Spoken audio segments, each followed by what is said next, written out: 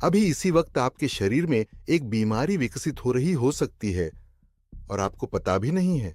करोड़ों लोग बिल्कुल सामान्य जीवन जी रहे हैं। ऑफिस, परिवार, सपने, बिना ये जाने कि अंदर क्या चल रहा है। टाइप 2 डायबिटीज एक ऐसी बीमारी जो न दर्द देती है न बुखार। ये बस धीरे धीरे शरीर को अंदर से तोड़ती रहती है। दुनिया भर में 537 मिलियन से ज्यादा लोग इससे प्रभावित हैं और लगभग आधों को इसका पता भी नहीं। इसीलिए डॉक्टर इसे कहते हैं साइलेंट किलर। अगर आपको डायबिटीज है तो घबराइए मत।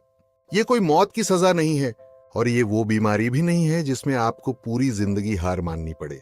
सही तरीके से इलाज किया जाए तो डायबिटीज को कंट्रोल किया जा सकता है और कई मामलों में इसे उलटा भी किया जा सकता है। हाँ, आपने सही सुना, उलटा किया जा सकता है। कैसे? खान पान, एक्सरसाइज, तनाव और नींद। आसान लगता है, लेकिन इसके पीछे है पूरा विज्ञान। आप जो भी खाते हैं वो सीधे आपकी कोशिकाओं तक नहीं पहुंचता। रोटी, फल, दलिया सब टूटकर एक चीज बनते हैं, ग्लूकोज। ग्लूकोज आपके शरीर का ईंधन है। दिमाग, मांसपेशियां, हर कोशिका के लिए। लेकिन एक समस्या है, ग्लूकोज अपने आप कोशिका के अंदर नहीं जा सकता। उसे एक पास चाहिए और वह है इंसुलिन। इंसुलिन दरवाजा खोलता है और ग्लूकोज अंदर चला जाता है। सिस्टम आसान, ईशानदार है जब तक यह ठीक से काम करता है। डायबिटीज के 2 टाइप होते हैं, लेकिन फर्क बड़ा है। टाइप 1 में शरीर इंसुलिन बनाना ही बंद कर देता है। चाबी ही नहीं है तो दरवाजा बंद है। यह एक ऑटोइम्यून बीमारी है जो अक्सर बचपन में शुरू होती है। लेकिन टाइप 2 डायबिटीज एक बिल्कुल अलग कहानी है। यहां इंसुलिन बनता है, चाबी मौजूद है, लेकिन ताला खराब हो गया है। कोशिकाएं इंसुलिन को पहचानना बंद कर देती हैं। ग्लूज दरवाजा खटखटाता है, लेकिन कोई खोलता नहीं और यहीं से समस्या शुरू होती है। जब शरीर इंसुलिन को सुनना बंद कर देता है तो क्या होता है? कोशिकाएं इंसुलिन को नजरअंदाज करती हैं और समस्या यहीं से शुरू होती है। अग्न्याशय इसे ठीक करने की कोशिश करता है और ज्यादा इंसुलिन बनाकर, जैसे वह कोशिकाओं पर चिल्ला रहा हो। शुरू में यह काम करता है, लेकिन हमेशा नहीं। सोचिए, आप हर चिल्लाए तो एक दिन आपकी आवाज बैठ जाएगी। अग्न्याशय के साथ भी यही होता है। वह धीरे धीरे थक जाता है, इंसुलिन कम होता जाता है और खून में शुगर बढ़ती जाती है। और यह सब सालों तक चलता रहता है बिना किसी लक्षण के। इंसान को पता भी नहीं चलता कि अंदर क्या टूट रहा है। सिर्फ 3 नंबर याद रखें, वे आपकी जान बचा सकते हैं। उपवास पर रक्त शर्करा का स्तर 5.6 से नीचे सामान्य है। 5.6 और 6.9 के बीच प्रीडायबिटीज है।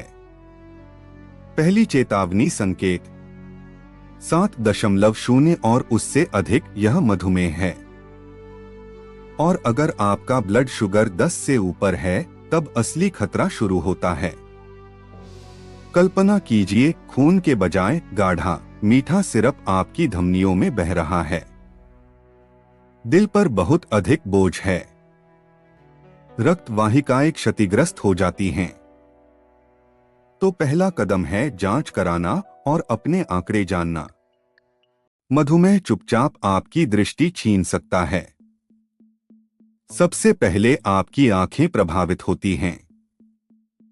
रेटिना अत्यंत सूक्ष्म केशिकाओं से ढका होता है और उच्च रक्त शर्करा उन्हें नाजुक बना देती है।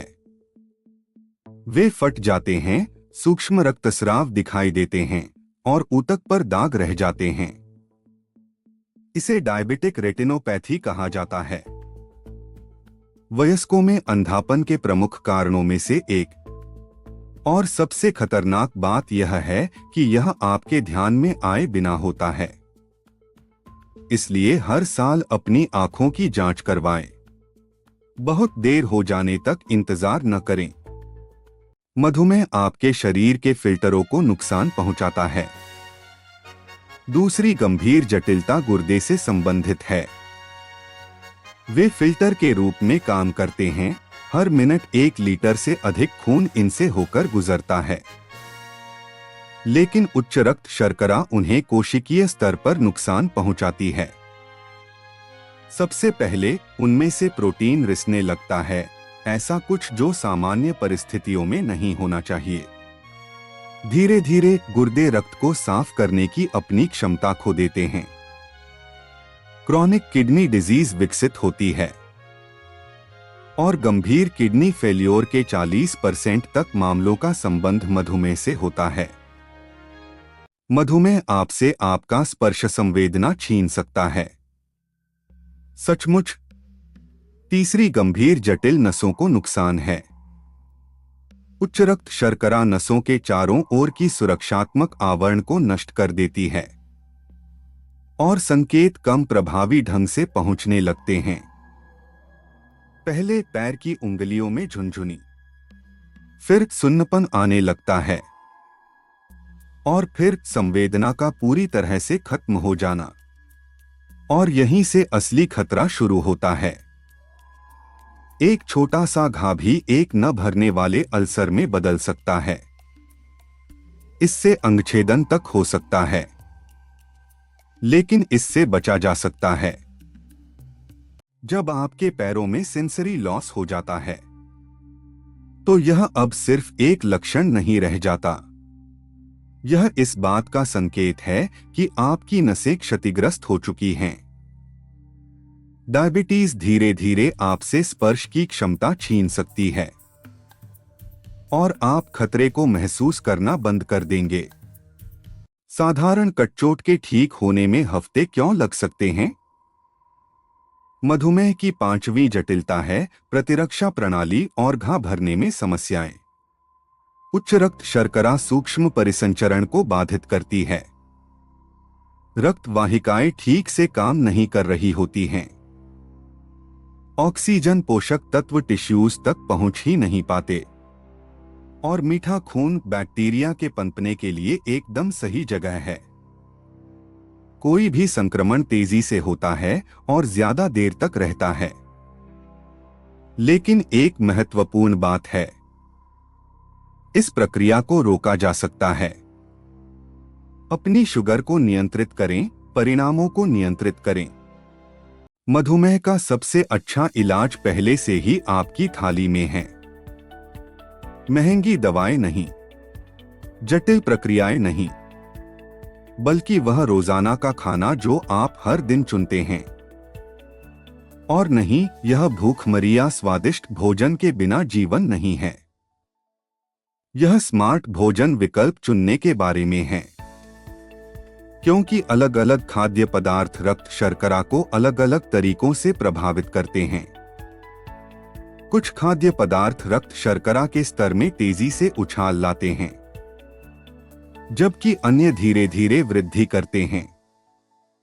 और अब आप जानेंगे कि उन्हें कैसे चुनना है। प्लेट विधि। आधी प्लेट में सब्जियां होनी चाहिए।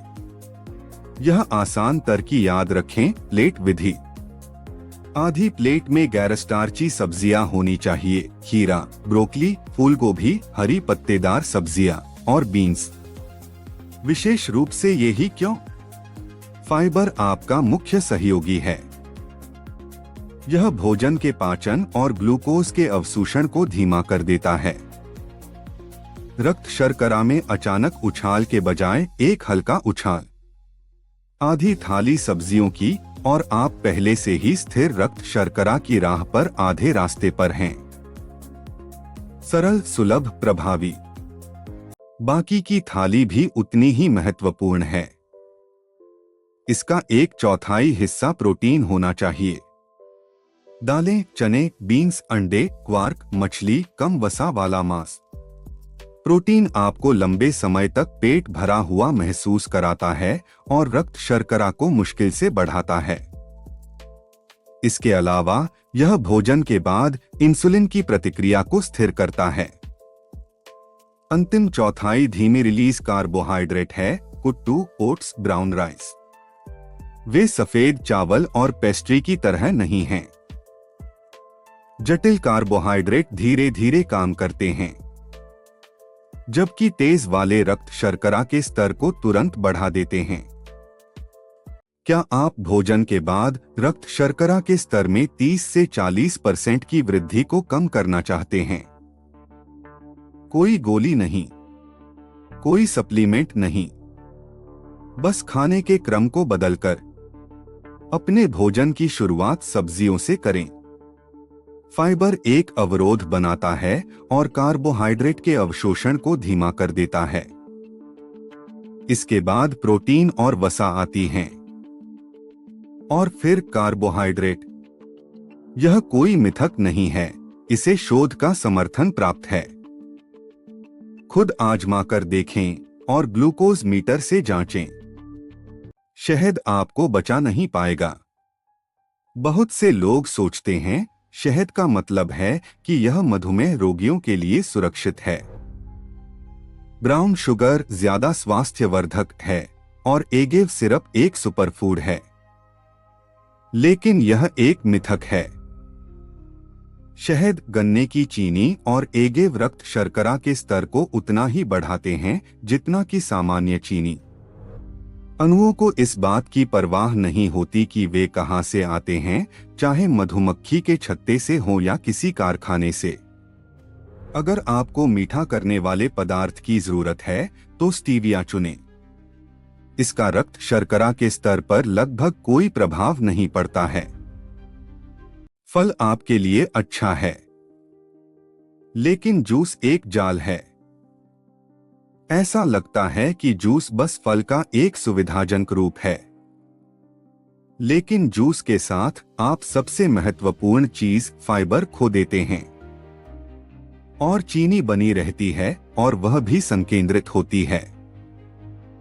एक गिलास संतरे का जूस 3 से 4 संतरे हैं बिना फाइबर के, कि चीनी लगभग तुरंत ही रक्त प्रवाह में प्रवेश कर जाती है, और अतिरिक्त फ्रुक्टोज से यकृत, लिवर पर अतिरिक्त दबाव पड़ता है।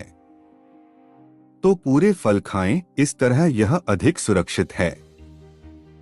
आपके स्नैक्स आपकी सोच से ज्यादा आपका ब्लड शुगर बढ़ा सकते हैं। बिस्कुट, क्रैकर्स, मीठी बार, इनसे बचना सबसे अच्छा है। इससे कहीं ज्यादा सेहतमंद विकल्प हैं। मेवे, प्राकृतिक दही, एक उबला हुआ अंडा, ताजे बेर।